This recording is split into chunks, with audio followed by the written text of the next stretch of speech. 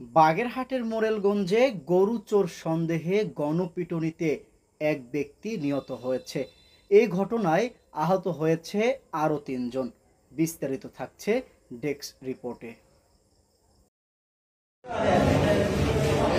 মোরেলগঞ্জ গরু চোর সন্দেহে ৪ জনকে গণপিটুনি দিয়েছে স্থানীয়রা। শুক্রবার ২৪শে অক্টোবর ভোররাত ৪:৩০টার দিকে এই ঘটনা ঘটে। সকাল 10:30টার দিকে আহত অবস্থায় ওই ৪ জনকে স্থানীয় লোকজন একটি ভ্যানে করে মোরেলগঞ্জ হাসপাতালে নিয়ে আসে। চিকিৎসাধীন অবস্থায় মতিউর রহমান মারা যায়। নিহত মতিউর রহমান বাগেরহাটের চরগ্রাম এলাকার মৃত রাশেদ শেখের ছেলে।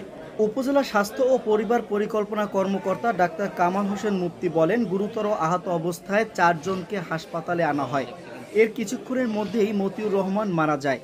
অপর আহত ৩ জনকে উন্নত চিকিৎসার জন্য পুলিশ হেফাজতে খুলনা মেডিকেল কলেজ হাসপাতালের প্রিজন সেলে স্থানান্তর করা হয়েছে।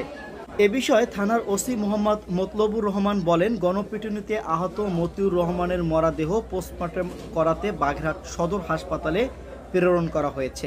অপর আহত ৩ জনকে পুলিশ হেফাজতে চিকিৎসার জন্য খুলনায় স্থানান্তর করা হয়েছে।